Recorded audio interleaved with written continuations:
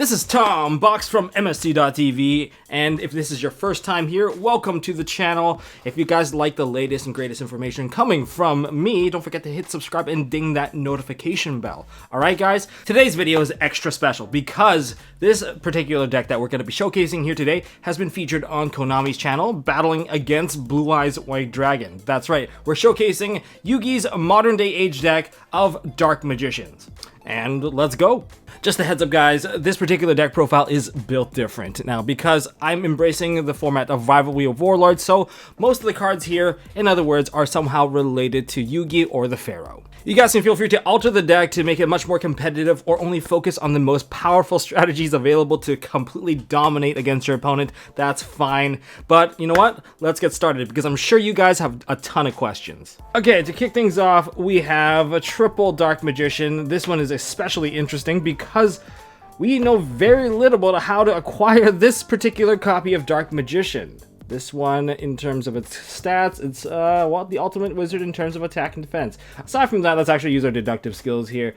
25th, 001. So are there more other numbers related to this? And it also says first edition at the bottom, which makes me very curious. I tried to fish more information out of this, but apparently I could not get anything, so we'll just have to wait and see. Maybe it'll be available to the masses, or maybe it will be a surprise in the future. Who knows? But yes, this is the 25th anniversary Dark Magician.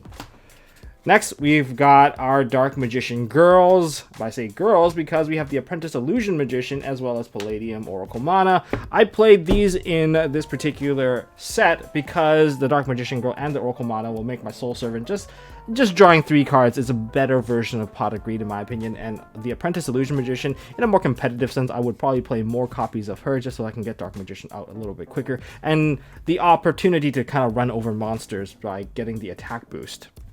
Now, speaking of the Dark Magicians, we have the Magician Souls, and it's very easy to fetch these out now because of a new card in Battle of Chaos.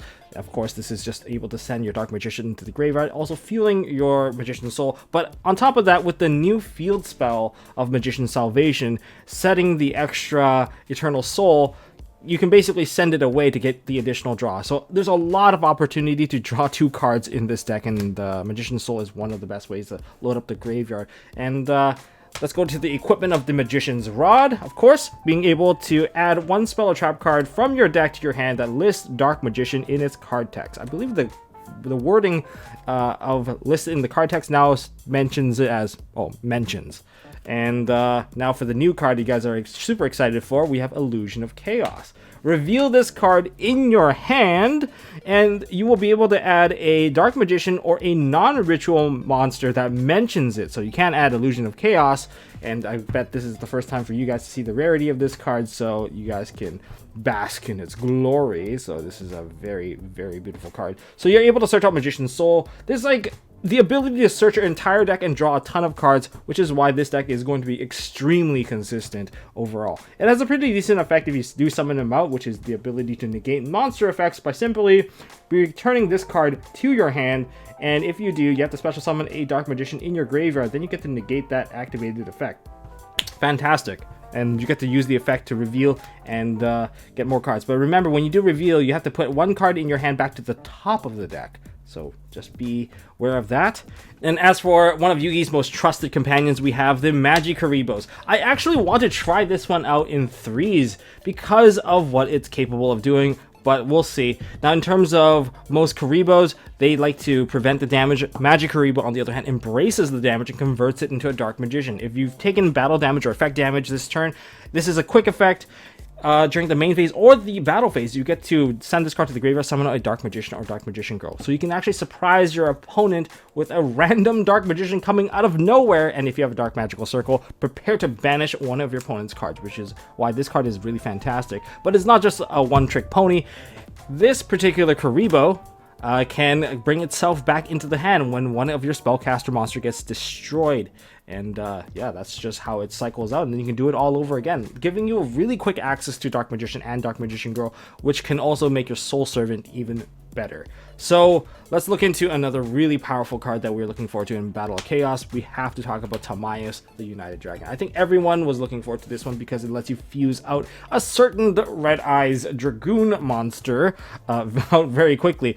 But yeah, because this is more or less a walking, standing polymerization, and it has a very easy summoning condition, which is you have to send a spellcaster monster or a spell or trap card that mentions Dark Magician from your field or hand to the graveyard. You get to summon this one out. It's 2800, it's a very big monster, and you can activate its effect to perform a fusion summon from your extra deck using monsters in your hand or field as material, including a spellcaster monster. So that is really, really good. Not only is it really good with the Dark Magician stuff, but it's also fantastic with one of the new coming cards in Battle of Chaos, which is the Guardian Chimera. So that's something I'm also very much looking forward to. Now, in terms of monsters, that's it. Let's go into the spells. For spell lineup, I play 1 Terraforming because I am able to search out Magician's Salvation. Nothing much to talk about here. I play 3 Preparation of Rites because Illusion of Chaos is a level 7 ritual monster, which means Preparation of Rites automatically turns into any of your Dark Magician cards that you would need, which is why I'm playing this in 3s. I'm playing triple copies of Soul Servant, and you always should play 3 copies. And don't be afraid to set this card because it is a great bait against your opponent, especially when they want to hit some of the stuff in your back row, and you just chain this to stack up your deck to get ready for the next play. And it could even lead to like a very big draw if you set up a Dark Magician, a Dark Magician Girl. This is the Pot of Greed exclusive to, I suppose, Dark Magicians. 3 magical circles, dark magical circle to be more specific, lets you look at the top 3 cards. If there's any Dark Magician or spell or trap card that mentions Dark Magicians, you get to add it to your hand. But I think the most beneficial part of this particular card is that anytime you summon out a Dark Magician, you get to banish 1 card on the field, and that is why this is the control card of the deck. We also have 2 copies of Magician's Salvation. I play 2 copies because I tend to use Magician's Soul to send 1 away, but with the Dark Magician Girl, don't forget to activate this when you summon out Dark Magician Girl or Dark Magician, so that you can bring out the counterpart, giving you the additional monsters. Perhaps you can use it for fusioning, or maybe you want to use it for linking. 1 Illusion Magic. This helps me convert Magician's Rod into a Dark Magician in the case that I need to perform a fusion. And when I don't have the Dark Magicians, it becomes a little bit harder, but the Illusion Magic is a card that you can search out through Magician's Rod, which can help you convert it into 2 Dark Magicians, so it's not too bad. And you can also use it to protect some of your cards, especially when your opponent targets it with an effect. Then I play 1 copy of Piercing the Darkness. This one is kind of an interesting one because it almost trades itself back to giving you 1 card for playing the card. As long as you normal summon or special summon a normal monster, you get to draw 1 card. So this is really good. But when you declare an attack using a normal monster or something that used a normal monster as material, it just gains your opponent's attack and you'll always win. So in other words, if you can constantly summon out the Dark Magicians, you'll be able to draw quite a few cards over time. Play 1 Secrets of the Dark Magic. This is your ritual or fusion. 1 Magicalized Fusion. When you set up your graveyard, you can just surprise your opponent with like a random Red Eyes Dark Dragoon, or maybe you want to go into another Dark Magician or the Master of Chaos, and I'll play 1 Dark Magic attack because why would you not run Dark Magician's signature attack? Well, it's also a Harpies Feather Duster-esque card. And as for our trap cards now. As for trap cards, 2 copies of Magician Navigations. Throwing this into the graveyard is completely fine. I think Magician's Soul would like to throw this into the graveyard. It provides you with negation, so it's not completely wasted. And you get to draw a card. So to me, you're netting an additional card, and I play 2 copies of Eternal Soul. I don't think it's necessary to play the 3rd copy because you can just search the field spell to just set this straight into the field. Although I'm still playing 2 copies because I just want to use 1 at least, but the 2nd copy is more or less to pay the cost to draw cards for Magician's Soul. So that's kind of the rundown of this particular deck. I know you don't see any big cards like Ash Blossom or Infinite Impermanence, but if you want to alter the deck to focus on certain big strategies to put out certain big fusion monsters, by all means do so. Now let's take a look at the extra deck. And for the extra deck lineup, we have Amulet Dragon and Dark Magician, the Dragon Knight. Both these monsters are very similar. I prefer to use the Dark Magician, the Dragon Knight, because it protects my Eternal Soul from being popped, and the Eternal Soul protects it from being basically affected by anything. So this is kind of a nice symbiotic relationship with each other. And yeah, moving on, we have the Dark Magicians, of course, so that I can fuse together the Dark Magician and Dark Magician Girl.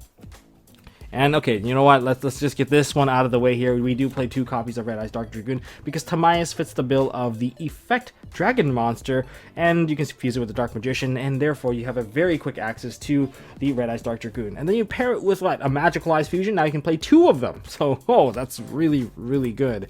And yeah, staring down 1 is bad enough. Staring down 2 is more or less securing the game for you. And we also have Dark Magician Girl, the Dragon Knight, just in case I need to go and get her onto the field and pop something. And okay, let's look at this one here. This is the new one. We have the Master of Chaos. If you need to nuke all of your opponent's monsters that can't be destroyed by anything, and you need to banish them, quite simply, you can tribute a light and a dark monster to activate its effect to banish all monsters your opponent controls. And if this fusion summon monster is destroyed by battle card effect, target a spell card in your graveyard and add it back to your hand, so you get a little bit of recovery as well. And don't forget, if you do fusion summon out this monster using a Dark Magician and a Chaos or a Black Luster Soldier Ritual monster, you will be able to summon out a light or dark monster in the graveyard. So whatever material that you use to summon this out, because you can automatically summon out the Dark Magician, but perhaps you can also summon back your Timaeus as well. Timaeus is also an option because that's also light, so that basically gives you the option to banish all of your opponent's monster, which is a fantastic nuke that can come out of nowhere. And for our last fusion monster, we have a Quintet Magician. Just in case we load up our entire graveyard with enough, we can build one of the biggest spellcasters out there, and a true force to be reckoned with. Can't even throw a kaiju on it because it cannot be tributed. You'll have to beat this one by battle. And here's a fun fact, I also ran Ebon Illusion and Ebon High Magician. And finally, the last 2 cards, we have 2 Link monsters. We have Daybreaker, the Shining Magical Warrior, and 1 Black Luster Soldier, Soldier of Chaos. Daybreaker, of course, is the Link counterpart to Breaker, the Magical Warrior. And Breaker, of course, combined with Berserker Soul, has one of the most iconic scenes in all of Yu-Gi-Oh! That's why you belong here. And we have also Black Luster Soldier, because BLS. There's one other monster that I wish I could have put onto the field to kind of just control what my opponent summons, which has got to be Mysterion the Crown Dragon. I know this is not really part of Yugi's theme, but this is something I wish I could have played, because if your opponent summons out something using their own effect, you get to banish whatever that they summon. Not only that, anything that has a matching type will also get completely banished. This card is very scary under the right circumstances, and in the correct matchup, you can use this to just prevent your opponent from even having a chance at coming back. And yeah, this is also a very good mass board nuke. That's all I got for this video, guys. If you guys enjoyed this video, smash that thumbs up button. If you guys want to see a more competitive version of this particular deck, don't forget to hit subscribe and ding that notification bell, because I'm going to be recrafting this deck, and it's going to be awesome. And there's also a really cool video coming out tomorrow, and you guys definitely want to be the first to be here. And that's all I got, so I'll see you guys in the next one.